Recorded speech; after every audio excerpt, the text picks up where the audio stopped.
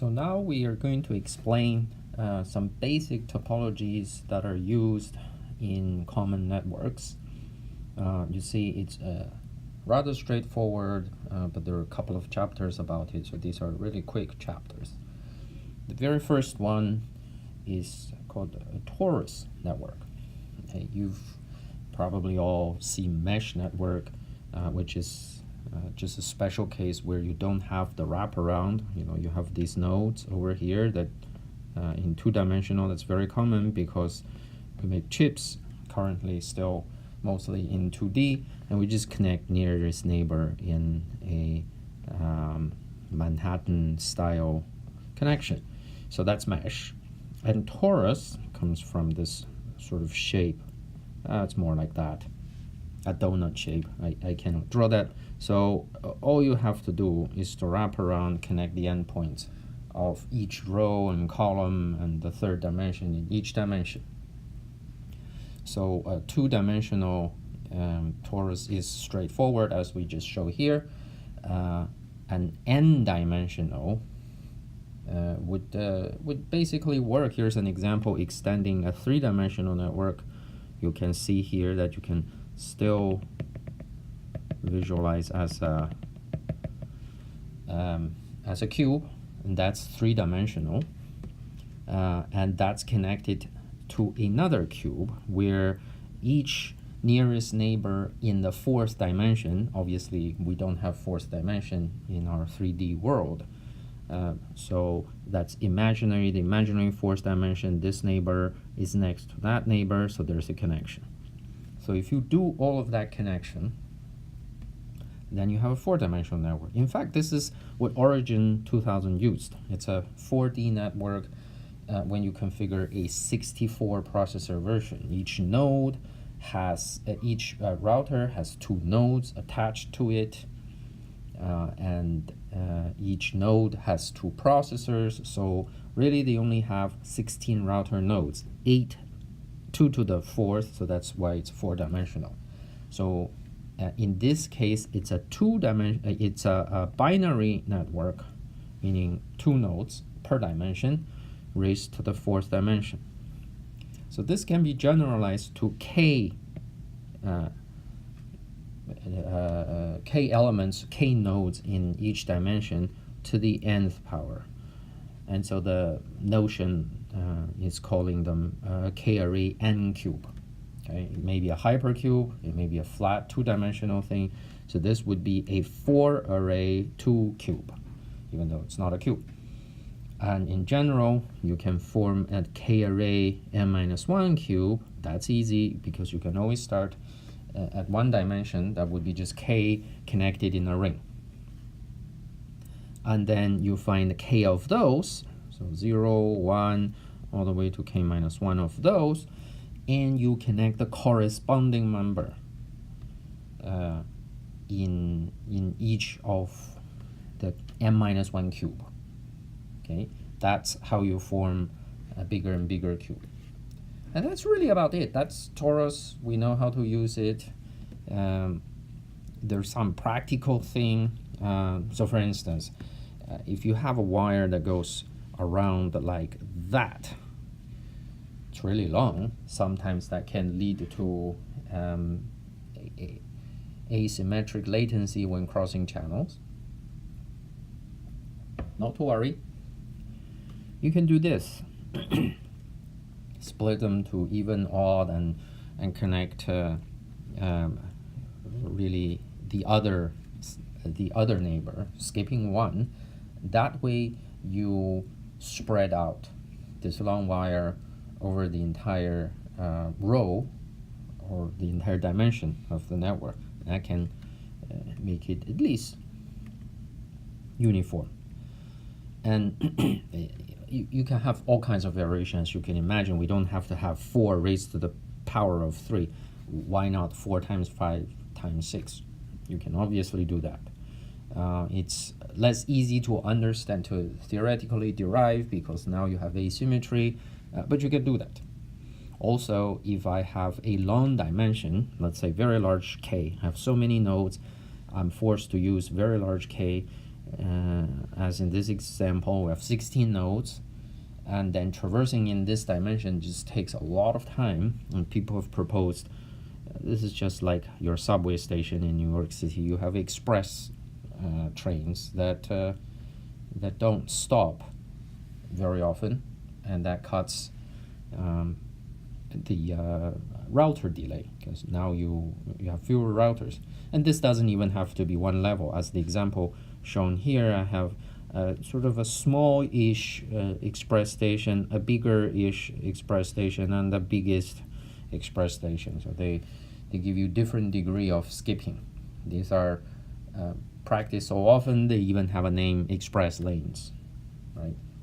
Nothing very deep or anything. Really just a very common network. These tend to be a direct network. Each node is both a router and a customer or a client node attached to it. So in a processor, this would be very common in today's, let's say I have a 36 core chip multiprocessor.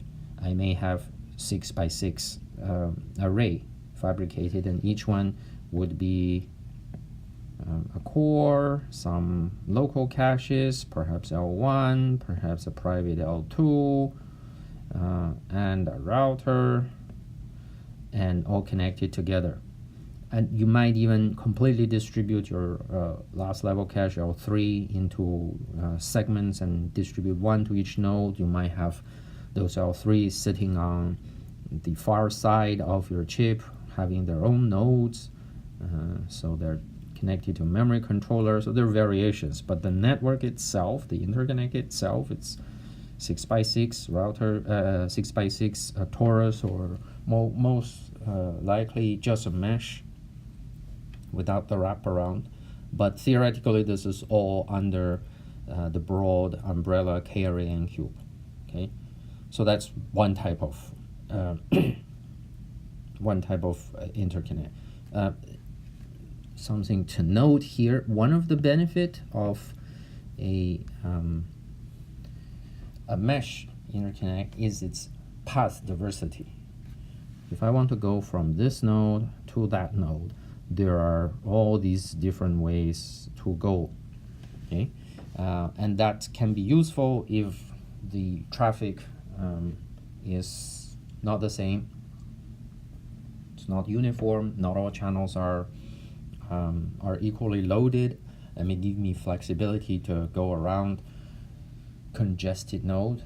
Might even have benefits, especially in real world network, that I have some discontinuity, service interruption between two nodes. I can go around them and deliver the packet. So that's torus. The next group, it's the butterfly network.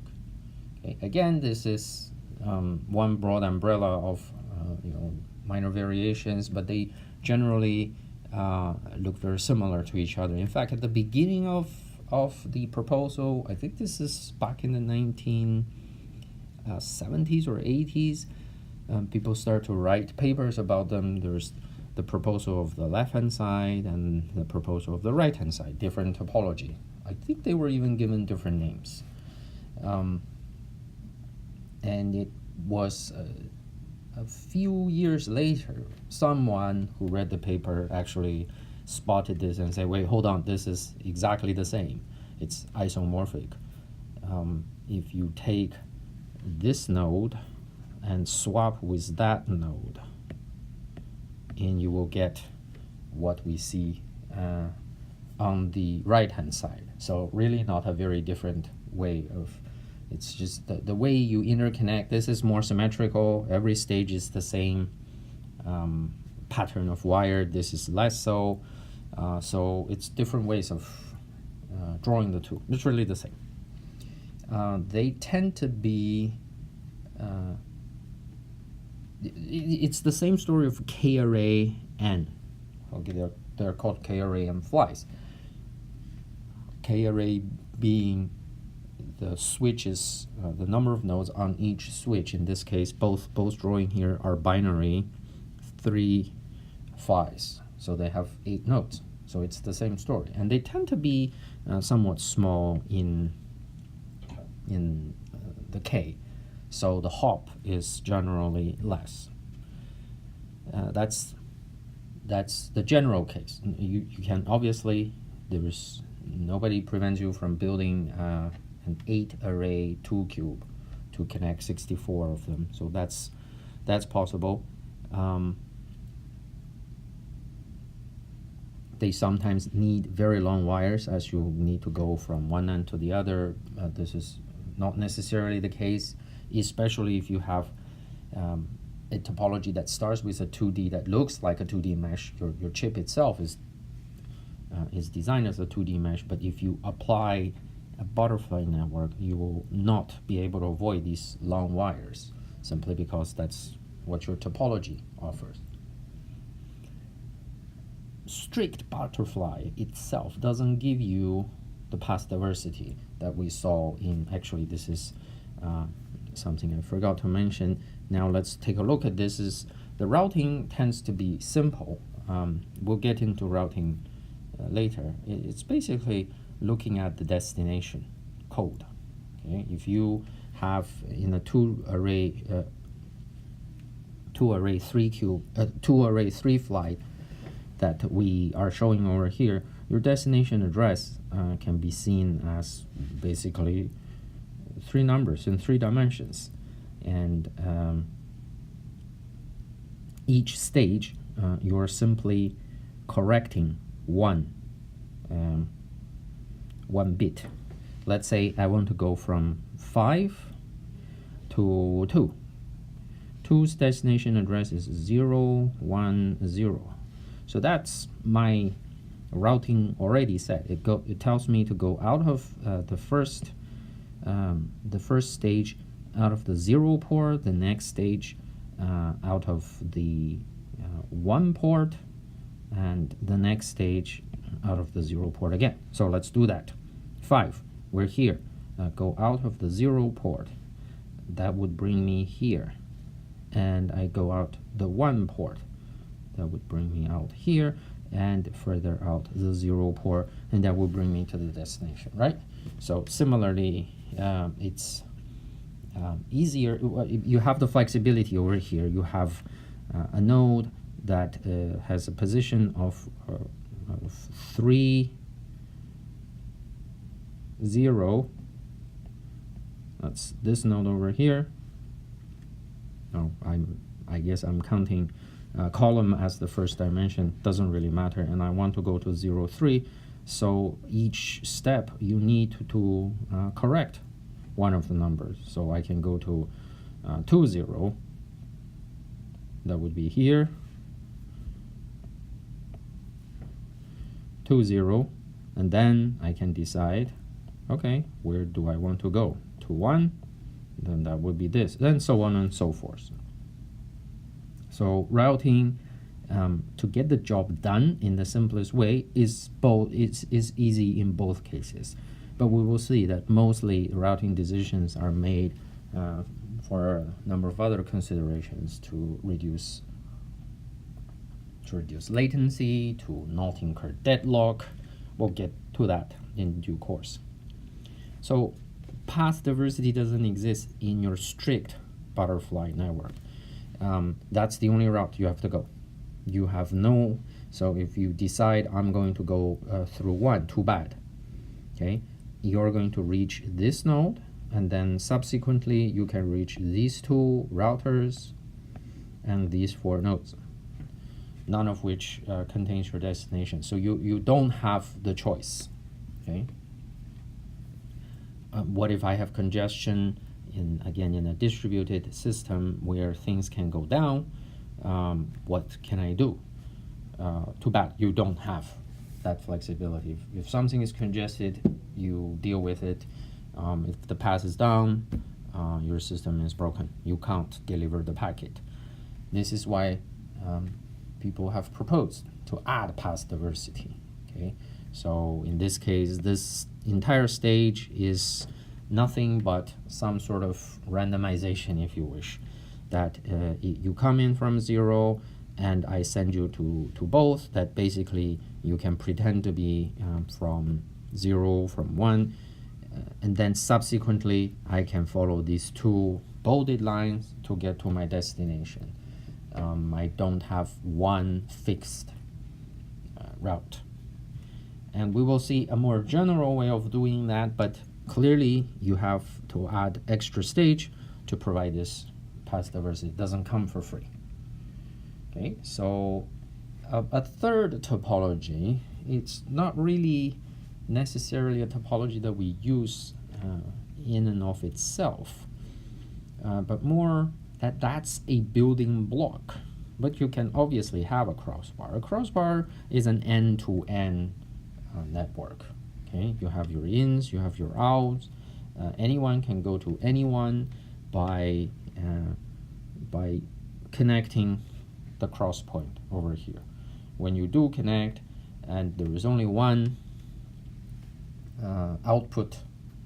one input connected to the same output, then that routing works.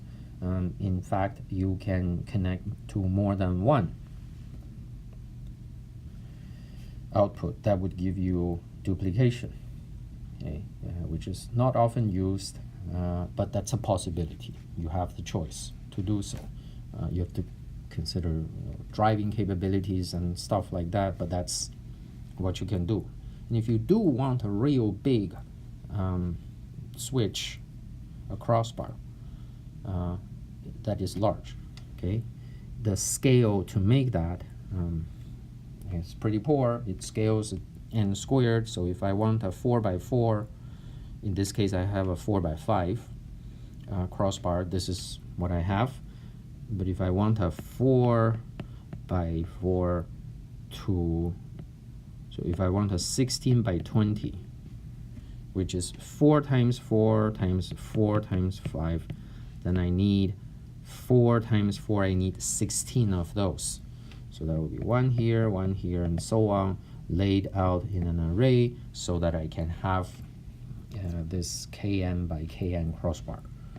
And because of that, we generally don't use it as a topology in and of itself. Meaning, I want to connect 100 nodes to 100 nodes. I want to connect together 100 nodes. I don't have a big crossbar. Not that it's infeasible. It's you have to do the math based on your design consideration, based on all the numbers you have. It might be actually the best solution for that particular case, so we don't know. But in any case, this type of system is usually what we use to build these other networks. So you see in all these topologies, we have some kind of a router switch. Here, that's a switch. This is a binary switch, and it's a 2x2 switch, and that's a crossbar. Any tool can, it's basically this with 2 input, 2 output. Then you can either go straight or crossover. And same thing with a torus network, except here you have different types of neighbors. This node over here has 4 different neighbors in the 4 outcome, and generally, since these are routers attached to some client in the chip multiprocessor, this would be the core. So there's a local port. So you tend to have a switch with 5 ports. This would be your east, west, north, south neighbor, and a local port. And the output port would be the same thing, your east, west, north, south neighbor plus an ejection. So this would be an injection local port, this would be an ejection local port. The packet arrives at the current node. So that's usually how crossbar gets used in an interconnect. One final flag type of network that gets used a lot is due to a mathematician called Claude. He's a Frenchman.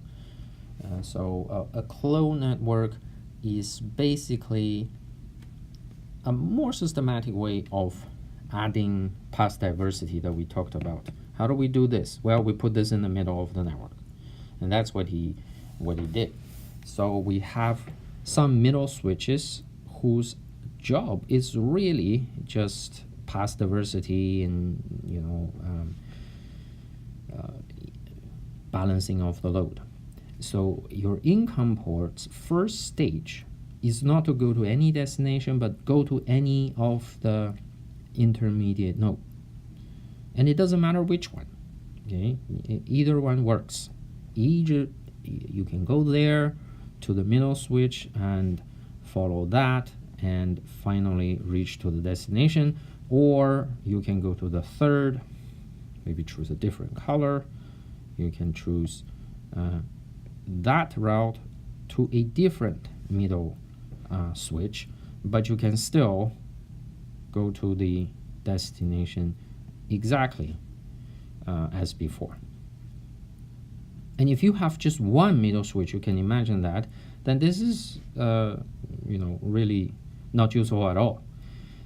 It connects everything fine, but it doesn't give you the path diversity. So it's possible. This is still a CLO. It's just usually not how we think about it.